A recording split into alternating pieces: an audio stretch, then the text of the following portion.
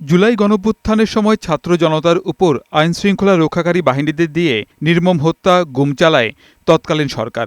এসব ঘটনায় আন্তর্জাতিক অপরাধ ট্রাইব্যুনালে শেখ হাসিনা, আসাদুজ্জামান খান কামাল ও আবদুল্লাহ আল মামুনের বিরুদ্ধে মামলা করেন ভুক্তভোগীরা।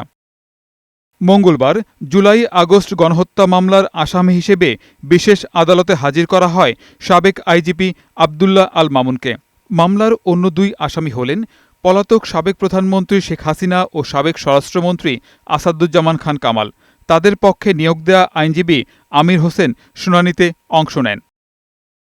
আসামিদের বিরুদ্ধে অভিযোগ গঠনের শুনানি করেন চিফ প্রসিকিউটর তাজুল ইসলাম।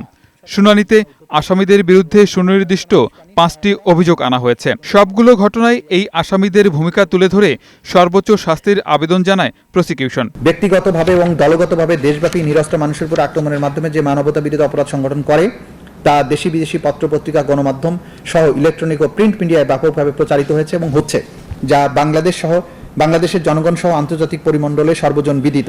তদুপরি উক্ত অপরাধসমূহ জাতিসংঘ সহ বিভিন্ন আন্তর্জাতিক সংস্থা কর্তৃক অনুসন্ধানেও প্রমাণিত।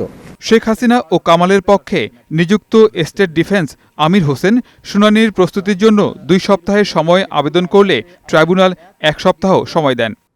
পরে বিশেষ আদালত থেকে বেরিয়ে এসে পলাতক শেখ হাসিনা ও সাবেক স্বরাষ্ট্রমন্ত্রী আসাদুজ্জামান খান কামালের পক্ষে আইনজীবী আমির হোসেন দাবি করেন, আসামিদের বিরুদ্ধে আনা 5টি অভিযোগ সঠিক নয়। আমি আমার এই ক্লায়েন্ট যাতে এই মামলা থেকে অব্যাহতি পায়, যদি অব্যাহতি এই আজকের আগামী প্ল্যানেট কোর্ট নাও দেন, আমার চেষ্টা থাকবে, আপ্রাণ চেষ্টা থাকবে তার পক্ষে তাকে এই মামলা থেকে খালাস করার জন্য। গত 1 জুন শেখ হাসিনা সহ 3 জনের বিরুদ্ধে 5টি অভিযোগ আমলে নেন ট্রাইব্যুনাল। গোলাম মোর্শেদ, বৈশাখী সংবাদ, ঢাকা।